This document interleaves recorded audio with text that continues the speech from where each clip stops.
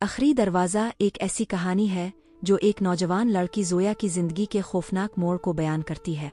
ज़ोया एक जदीद तालीम याफ्ता लड़की है जो अपने नाना के इंतकाल के बाद उनकी आखिरी वसीयत के तहत एक पुरानी हवेली वर्से में हासिल करती है।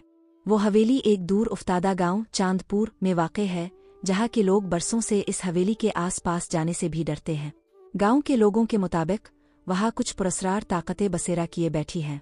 जब ज़ोया हवेली पहुंचती है तो एक गैर मरी बोझ, एक सनोटा और अजीब सर्द हुआ इसका इस्तकबाल करती है। अंदर हर कमरा बोसीदा, गर्द आलूद और पुरस्रार माहौल में लिपटा हुआ होता है, लेकिन सबसे अजीब एक दरवाज़ा है जिस पर खून जैसे सुर्ख रंग में लिखा होता है, ये दरवाज़ा मत खोलना। ज़ोया के दिल में तजस्सुस पैदा होता है और वो इस तंबी को नज़रअंदाज करके दरवाज़ा खोल देती है।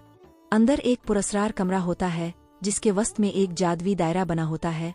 इसके साथ एक पुरानी किताब बाब अल जिन पड़ी होती है, जिसमें इसके नाना के बुजुर्गों के जरिए कैद किए गए एक जिन मारूख का जिक्र होता है। जैसे ही ज़ोया किताब पढ़ती है, कमरा लरजने लगता है, दर व दीवार से चीखों की आवाज़ें आती हैं और एक साया नुमा मखलूक जाहिर होती है।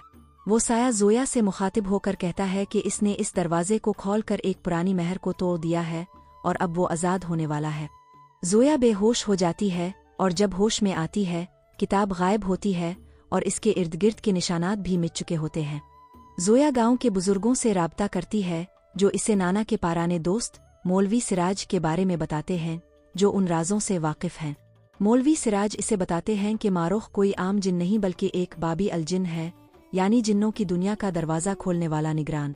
इसका काम है इंसानों की दुनिया में खौफ फैलाना, और जो भी इसका दरवाज़ा खोलता है, इसके ख़ानदान की नस्लें ख़त्म हो जाती हैं। ज़ोया को बताया जाता है कि नाना ने इस जिन को कैद करने के लिए अपनी ज़िंदगी का एक बड़ा हिस्सा कुर्बान किया और अब ये जिम्मेदारी ज़ोया पर आ गई है। ज़ोया नाना की पुरानी चीज़ों में एक खुफिया तहखाने की चाबी तलाश करती है, जहाँ इसे एक और किताब मिलती है जिसमें मारूख को वापस कैद करने का मंत्र लिखा होता है, लेकिन अलिफ़ा